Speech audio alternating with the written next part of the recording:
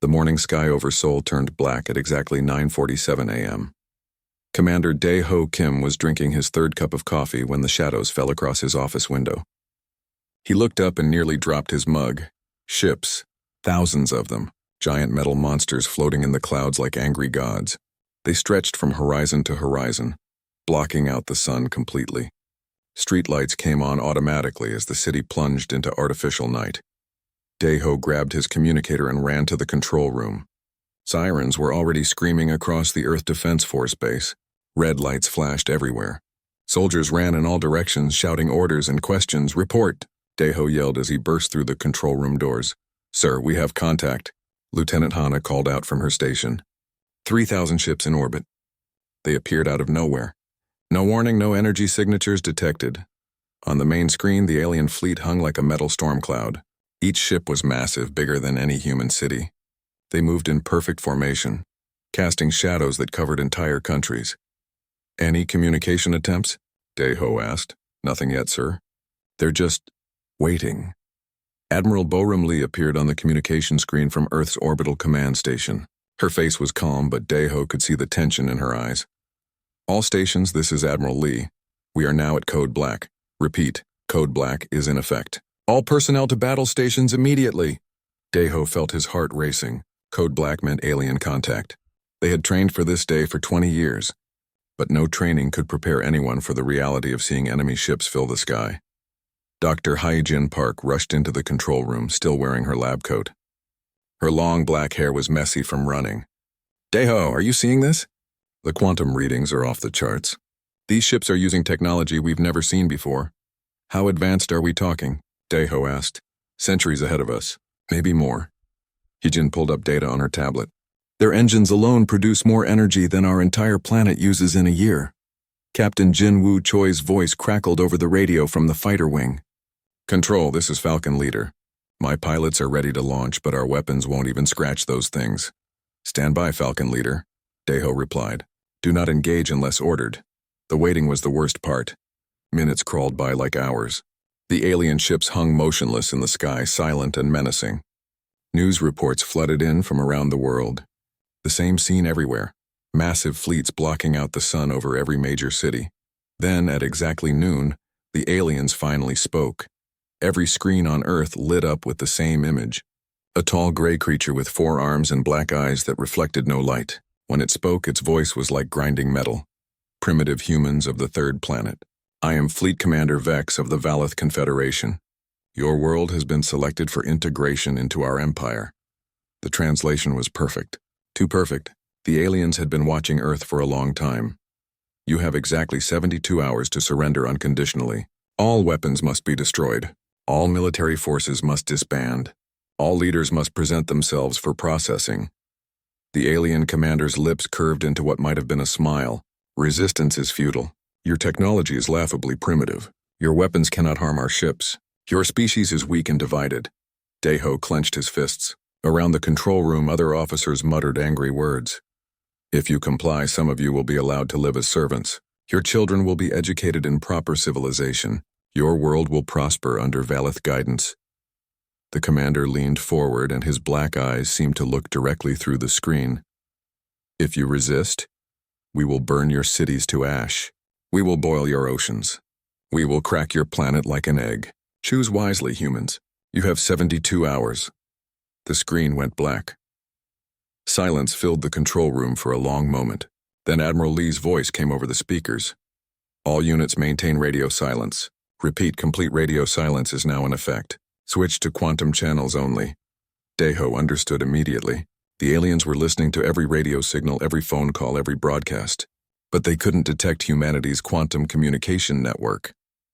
The aliens thought humans were too primitive to have such technology. They were wrong about many things. Dr. Hyejin was already working at her computer, fingers flying over the keyboard. "Dae-ho, I'm reading massive energy signatures from the lunar facility. Project Silence is powering up." "Good. What about the asteroid stations?" "All green. The Raven satellites are standing by, and the Ghost Fleet is in position." Captain Jinwoo's voice whispered over the quantum channel. "Control, my Wraith fighters are prepped and ready. The phase drives are working perfectly." Dae-ho nodded. For 20 years, humanity had been preparing for this day. Ever since the first alien signals were detected in deep space, Earth's best minds had been working in secret. Not just on weapons, but on an entirely new kind of warfare. The aliens saw a primitive world with basic rockets and simple computers. They had no idea that humans had been building quantum weapons, gravity manipulators, and ships that could exist outside normal space-time. "Sir," Lieutenant Hanna called softly. "Incoming message from the President." The screen showed President Yi speaking from the secure bunker beneath the Capitol. "Ladies and gentlemen, the aliens have given us 72 hours. They expect us to spend that time panicking, arguing, and begging for mercy." The President's eyes were hard as steel. "Instead, we're going to show them what happens when someone threatens Earth. Admiral Lee, you are authorized to begin Phase 1. "Understood? Mr. President, Phase 1 is a go." All around the world, hidden facilities came online. Deep underground, massive machines hummed to life. In space, disguised weapons platforms shed their camouflage. Throughout the solar system, the Ghost Fleet began moving into attack positions. The aliens watched Earth's public communications and saw exactly what they expected: panic, confusion, and hopelessness. News reporters wept on television. Politicians called for surrender. Ordinary people prayed for salvation. What the aliens couldn't see was the quantum network buzzing with military traffic, orders flowing to secret bases, weapons charging, soldiers taking positions. Deho watched the countdown timer on his screen. 71 hours and 53 minutes remaining.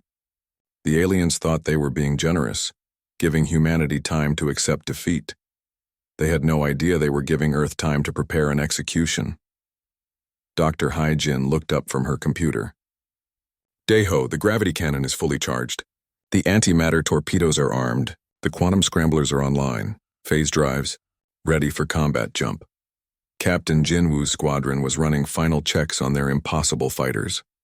Admiral Lee was coordinating with secret bases on Mars and Jupiter's moons. President Yi was sending coded messages to resistance cells that had been waiting decades for activation. The aliens hung in orbit, confident and patient. They had conquered 100 worlds this way. Always the same pattern. Arrive with overwhelming force, make demands, watch the primitive natives surrender in terror. But Earth was different. Earth was full of humans, and humans, as the aliens were about to learn, did not surrender. They plotted revenge. 60 hours remained when Deho received the coded message that changed everything. 3 simple words appeared on his quantum communicator. "Ravens are flying." Deep beneath the Pacific Ocean, Admiral Bo-Ram Lee stood in the command center of Facility 7. The massive underground base had been carved from the ocean floor 20 years ago, hidden from alien sensors by layers of rock and metal. On the main display, thousands of red dots moved through space like blood cells through veins. "Status report," Admiral Lee commanded. "All Raven platforms are active," reported Commander Sujin. 200 antimatter cannons disguised as space debris. The aliens have no idea they're surrounded by weapons. For decades, Earth had been launching what appeared to be simple satellites and research probes. The aliens watching from deep space saw primitive technology exploring the solar system. They never suspected that each probe contained enough antimatter to vaporize a city. Meanwhile, Dr. Hai-Jin Park worked frantically in her laboratory on Luna's dark side. The silence drive was humanity's greatest secret weapon, built inside a fake mining facility. To alien scanners, it looked like humans digging for moon rocks. In reality, they had constructed a gravity cannon capable of crushing starships like tin cans. "Calibration complete," Hai-Jin announced over the quantum channel. "Target lock confirmed on the alien command vessel. The silence drive can fire on your orders, Admiral." "Understood, Doctor. Maintain targeting, but hold fire." Captain Jinwoo Choi ran his hands over the controls of his Wraith fighter. The cockpit hummed with impossible technology. Phase drives that could shift his ship partially out of normal space-time. Quantum weapons that fired bullets made of compressed space itself. Shields that bent light around his fighter, making it invisible to any known sensor. Wraith Squadron. "Sound off," Jinwoo commanded. "Wraith 2, ready to phase. Wraith 3, quantum torpedoes armed. Wraith 4, ghost mode enabled, 24 pilots, each flying technology that violated known physics. They waited in hidden hangars carved into asteroids, ready to strike like ghosts from the darkness. On Earth's surface, the transformation was remarkable. Every major city had become a fortress overnight. Buildings that looked normal from above were actually weapon platforms. Parks and playgrounds hid missile launchers. Even shopping malls contained ammunition depots. The aliens monitored human communications and heard exactly what they expected: fear, confusion, and desperate attempts at negotiation. News broadcasts showed panicked crowds and weeping leaders. Radio stations played funeral music. The internet filled with messages of despair. What the aliens couldn't detect was the quantum network carrying the real communications. Military units coordinating movements, scientists sharing weapon specifications, engineers activating systems that had waited decades for this moment. In Seoul, Dae-ho watched his screens fill with data. "Hana, what's our status on the Ghost Fleet?" Lieutenant Hana smiled for the first time in days. "Sir, all 3,000 ships are in position. The aliens think they're looking at empty space." The Ghost Fleet was humanity's greatest magic trick, ships built with quantum cloaking technology, invisible to every known sensor. They had been deployed throughout the solar system years ago, waiting like sleeping dragons for the command to attack. Each ghost ship was small compared to the alien vessels, but they carried weapons that no enemy could expect. Quantum bombs that could phase through shields, gravity mines that created tiny black holes, reality scramblers that made space itself toxic to alien technology. "Any movement from the enemy fleet?" Dae-ho asked. "Negative, sir. They're maintaining orbit. Our analysis suggests they're getting overconfident." That was exactly what humanity wanted. Let the aliens believe Earth was helpless. Let them think humans were just another primitive species waiting to be enslaved. Dr. Hyejin's voice crackled over the communicator. "Dae-ho, I'm reading massive energy buildups from the Mars stations. Project Reaper is online, confirmed. All Reaper units are go. On Mars, inside facilities disguised as mining operations, humanity's deadliest weapons were coming online. Reaper platforms that could fire antimatter streams across millions of kilometers, planet crackers that could shatter moons, star killers that could make suns go nova. The aliens thought humans were limited to one small planet. They had no idea that Earth's children had been spreading through the solar system for generations, building weapons and waiting for war." Captain Jin-woo received his final briefing from Admiral Lee. "Captain, when the shooting starts, your mission is to hit their command ships first. Take out their ability to coordinate." "Understood, Admiral. My pilots are ready to show these aliens what human pilots can do. Remember, Jin-woo, they've conquered 100 worlds, but they've never fought humans before. They don't know about our creativity, our adaptability, our pure stubborn refusal to quit." Jin-woo grinned inside his helmet. "They're about to get an education." With 40 hours remaining, President Yi addressed the hidden military command. "Ladies and gentlemen, our enemy believes we are weak because we build with metal and fire rockets with chemical fuel. They think we are primitive because our cities are made of concrete and glass." The president's voice grew harder. "They don't understand that human strength doesn't come from our technology. It comes from our minds, our ability to adapt, to innovate, to turn any situation into a weapon." Around the solar system, final preparations continued. Weapon platforms shed their disguises. Hidden bases revealed their true purposes. Ships that had pretended to be asteroids for decades powered up their engines. The aliens maintained their arrogant watch over Earth, counting down the hours until surrender. Their sensors showed a primitive world with basic defenses. Their intelligence reports confirmed that humans were terrified and divided. They were looking at exactly what humanity wanted them to see. 36 hours remained when Dae-ho received the final confirmation. Every weapon was charged. Every soldier was in position. Every ghost ship was ready to phase into reality and begin the slaughter. "Admiral Lee, this is Commander Kim. All stations report ready." "Thank you, Dae-ho. Phase 2 is authorized. Begin final targeting sequences." Throughout space, invisible ships began moving into attack positions. Quantum computers calculated firing solutions. Gravity cannons aligned with enemy vessels. Antimatter warheads armed themselves for detonation. The aliens hung in orbit like sitting ducks, completely unaware that they were surrounded by more firepower than their entire empire had ever seen. Dr. Hyejin made her final calculations. "Silence drive is locked on target. One shot will take out their command ship and 6 escorts." Captain Jin-woo ran through his attack pattern one last time. Wraith Squadron will phase in directly behind their main formation. They'll never see us coming. Admiral Lee coordinated the final movements. Ghost Fleet, maintain stealth until the shooting starts. Raven platforms, prepare for simultaneous strike. Mars Command, stand by with the Reapers. 24 hours remained. The aliens still waited patiently, confident in their superiority. They had no idea that they weren't the hunters anymore. They were the prey. The countdown reached 0 at exactly 9:47 a.m., 72 hours after the aliens first appeared. Fleet Commander Vex of the Valith Confederation sat in his command throne, waiting for humanity's surrender. His forearms drummed impatiently on the armrests. Any response from the humans? Vex asked his communications officer. Nothing, Commander. Complete radio silence. Vex's black eyes narrowed. Typical. They're probably arguing among themselves about who gets to grovel first. Prepare the bombardment platforms. If they won't surrender, we'll give them a demonstration of our power. What Vex didn't know was that at that exact moment, 3,000 human ghost ships were materializing from quantum stealth directly inside his formation. Admiral Boram Lee spoke the words that changed galactic history. All stations. This is Admiral Lee. Execute Phase 3, show them what humans do to invaders. The first shot came from Dr. Hyjin's silence drive on Luna. The gravity cannon fired a beam of pure spacetime distortion that hit the alien command ship like a giant invisible fist.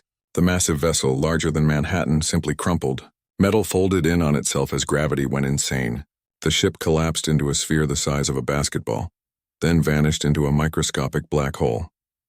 Fleet Commander Vex died without understanding what had killed him. What happened to the command ship? Screamed the secondary commander from another vessel. It just disappeared. That's when the Ravens revealed themselves. 200 chunks of space debris suddenly lit up with antimatter fire. The aliens had been surrounded by hidden weapons for days without knowing it. Antimatter beams lanced through space at the speed of light, each one carrying enough energy to power a city for a year. Alien shields designed to stop conventional weapons couldn't handle antimatter. The exotic matter ate through their defenses like acid through paper. Ships that had conquered worlds exploded in brilliant flashes of annihilation. Captain Jinwoo Choi's Wraith Squadron phased into reality behind the alien fleet. One moment there was empty space. The next moment, 24 impossible fighters appeared like ghosts becoming solid. Wraith Squadron, this is Falcon Leader. Time to show these aliens how humans fight. Engage. Jinwoo's fighter moved like liquid lightning. The phase drive let him shift partially out of normal space, making him untouchable by alien weapons. He fired quantum torpedoes that passed through enemy shields as if they didn't exist, then exploded inside alien hulls. Target their engines first, Jinwoo commanded. Disable their ability to run. The Wraith fighters danced between alien ships like deadly butterflies. Their quantum weapons ignored every defense the aliens had. Energy shields, armor plating, point defense systems. Nothing worked against weapons that fired compressed spacetime itself. Impossible, shouted an alien captain as his ship's engines exploded. They're using technology that doesn't exist. That's when the Ghost Fleet fully materialized.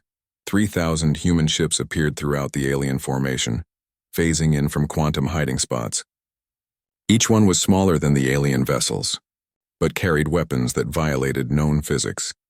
The aliens found themselves fighting an enemy that could appear and disappear at will, fire through their shields and ignore their armor. It was like fighting nightmares made real. Daeho coordinated the assault from his command center. Ghost 7, target the alien carriers. Ghost 12, take out their communication arrays. Make sure none of them can call for help. The battle, if it could be called a battle, lasted exactly 11 minutes. When the shooting stopped, half the alien fleet was gone, destroyed, disabled, or drifting helplessly in space with their engines dead. The survivors tried desperately to understand what had happened.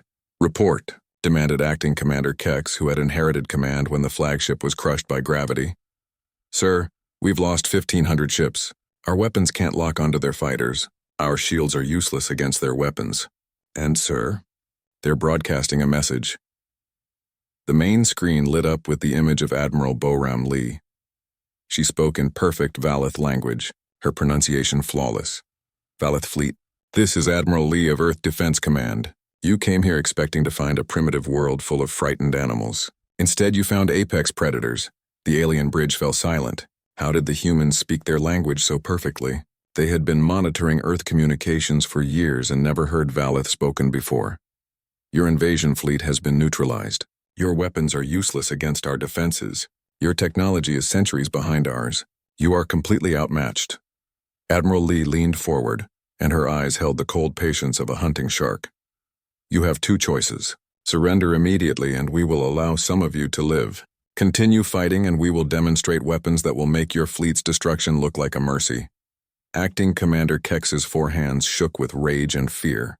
Impossible. We are the Valeth. We have conquered 100 worlds. You are primitives with crude rockets. Are we? Admiral Lee smiled without warmth.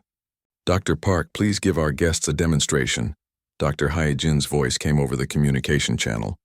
Firing silence drive at minimum power.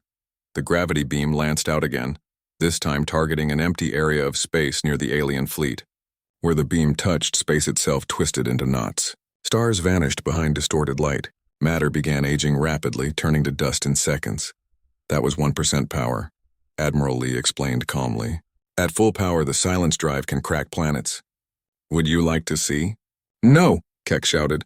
Stop, we surrender. Too late for that, Admiral Lee replied.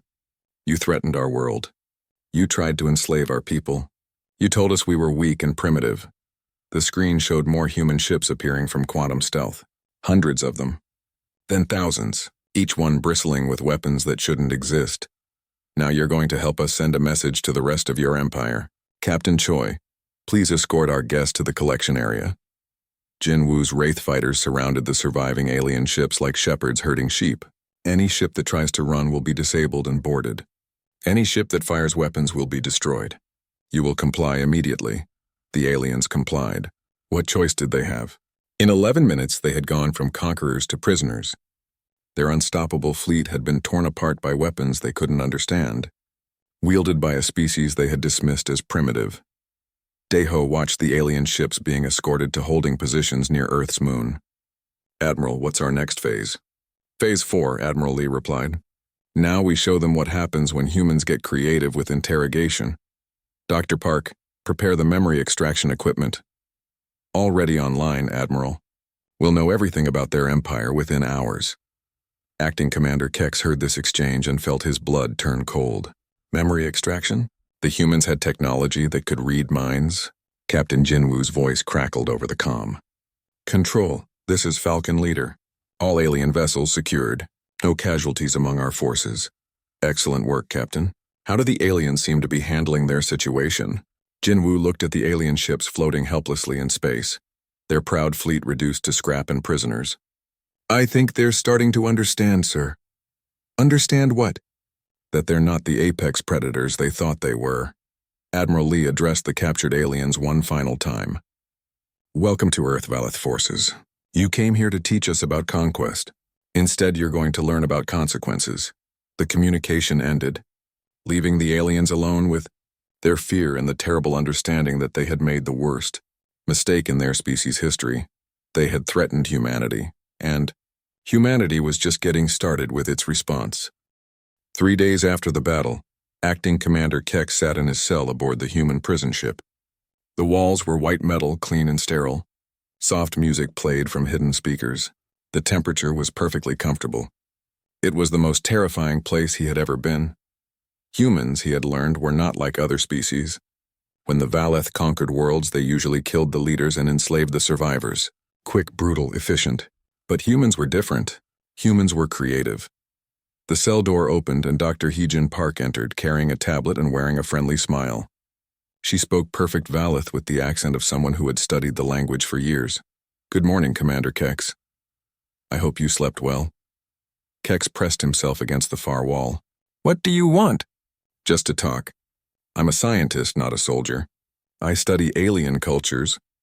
Hyejin sat down on the single chair and made notes on her tablet. Tell me about your homeworld.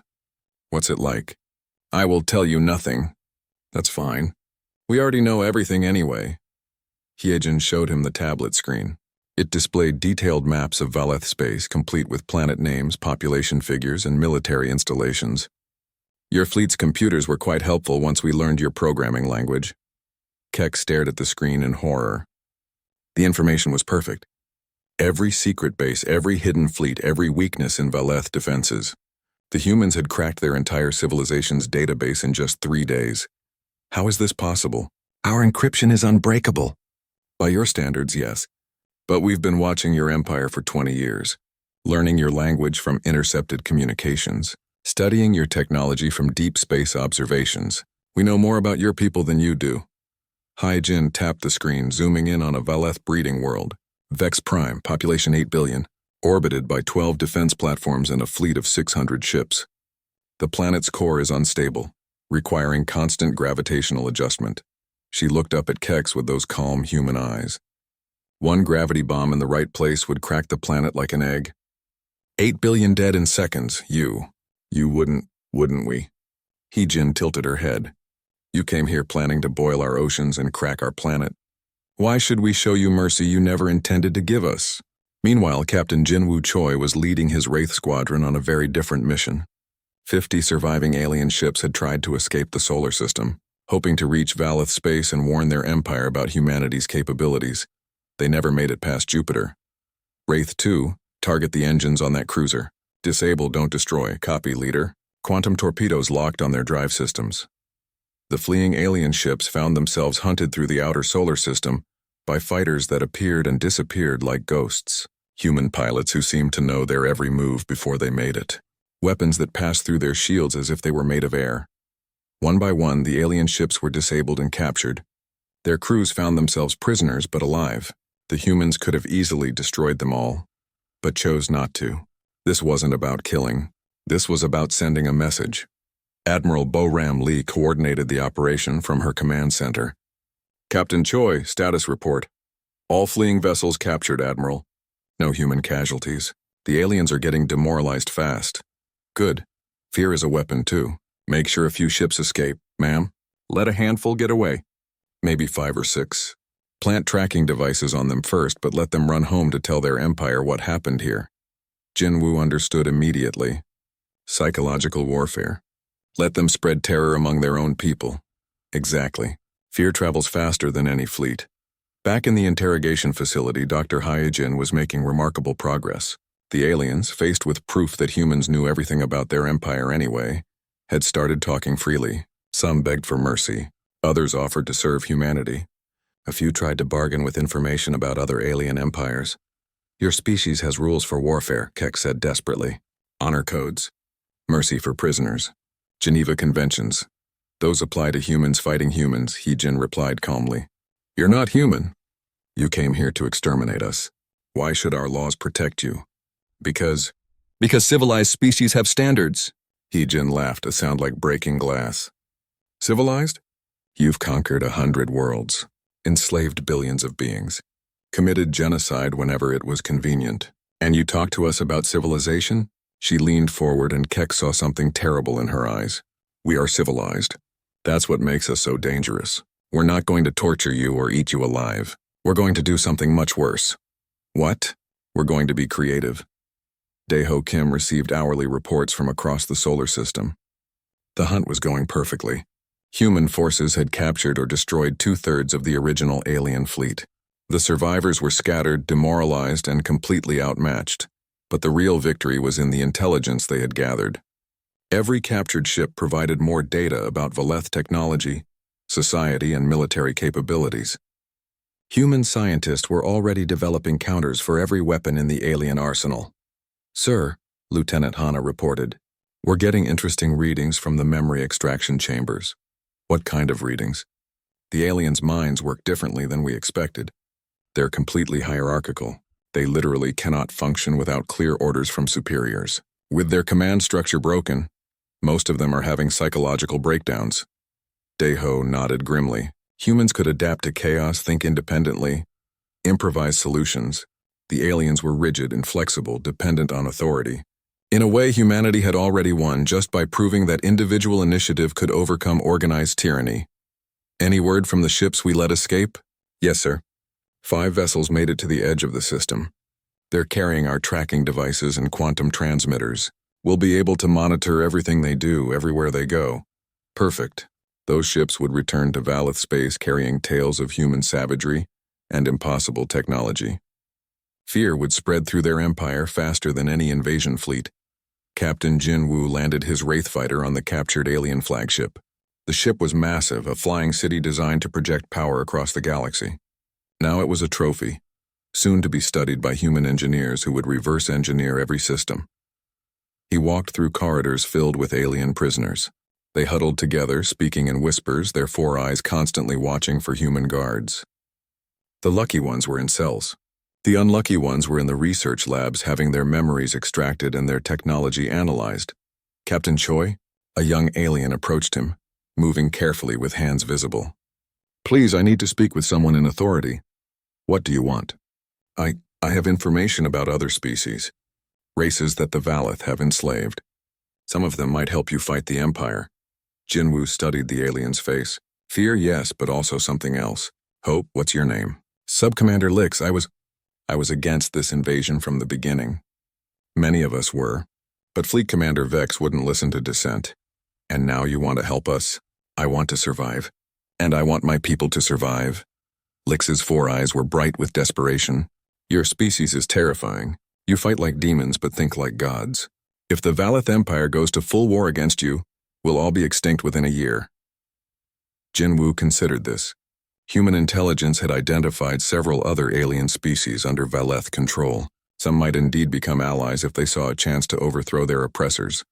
"I'll pass your offer along to Admiral Lee, but understand this. We don't trust easily, and we never forget betrayal." "I understand, Captain. We never should have come here." "No," Jinwoo agreed. "You really shouldn't have." Dr. Hyjin completed her final interview of the day and reviewed her notes. The psychological profiles were fascinating. The Valeth were apex predators in their own region of space, but they had never encountered real resistance before. Faced with an enemy that surpassed them in every way, their entire worldview was collapsing. Some had retreated into catatonic states. Others had become fanatically cooperative, desperate to please their captors.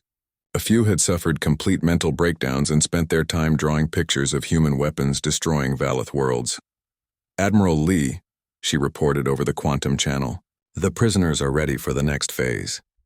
"Excellent work, Doctor. Begin the release procedures, ma'am." "Release them. All of them. Send them home." Hyjin was surprised. "Are you sure that's wise?" "Doctor, we're not trying to build an empire. We're sending a message. These survivors will carry that message across the galaxy." The message was simple. Earth was not prey. Earth was the predator now, and the hunt was just beginning. 6 months later, the High Council of the Valeth Confederation gathered in their crystal chamber on the capital world.